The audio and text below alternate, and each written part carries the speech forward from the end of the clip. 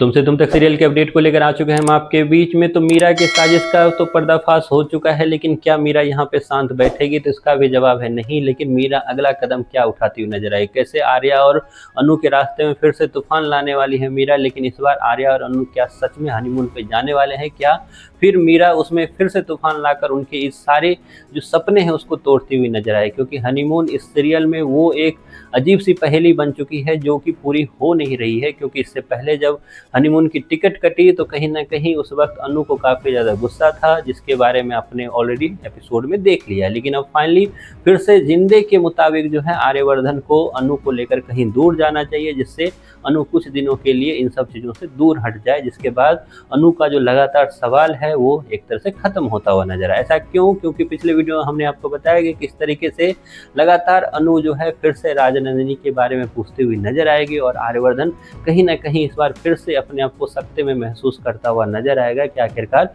मेरे साथ हो क्या रहा है। क्योंकि आर्यवर्धन वो लाख कोशिश कर रहा है कि सब कुछ मैं ठीक होकर के अपना फ्यूचर के बारे में सोचूं, अपना प्रेजेंट बेहतर करूं, लेकिन कुछ ना कुछ हर बार ऐसा कुछ हो रहा है जिसके बाद वो फिर से पास्ट में जाकर खड़े हो जा रहा है। और इसी का एक सबूत आपको प्रोमो में दिखाया गया, जो अगले एपिसोड में आपको दिखाया जाएगा कि किस तरीके से राजनंदिनी जो है अनु को उस मंगलसूत्र तक लेकर चली गई, जो मंगलसूत्र कभी खोया हुआ था, या यूँ बोलो कि उस हद तक छिपाया गया था जहाँ तक कोई ना पहुँच सके। ऐसे में राजनंदिनी का अनु को मंगलसूत्र तक पहुँचाना कहीं न कहीं अनु के मन में राजनंदिनी का वो विश्वास भी जगाना था, जिसमें अनु को अब तक लग रहा था कि कहीं राजनंदिनी बैड सोल तो नहीं है। लेकिन अब जैसे ही मंगलसूत्र दिया राजनंदिनी ने अनु को, वहीं पर गायत्री ने भी जिस तरीके से अनु को बताया कि मैं कह रही थी ना कि अनु जो राजनंदिनी है वो काफ़ी अच्छी इंसान थी, वो सबको खुश देखना चाहती थी, तो फाइनली वो तुम्हें भी अगर एक तरह से मंगलसूत्र दे रही है तो कहीं ना कहीं तुमसे भी वो खुश है, क्योंकि तुमने आर्या के लाइफ में काफ़ी कुछ अच्छा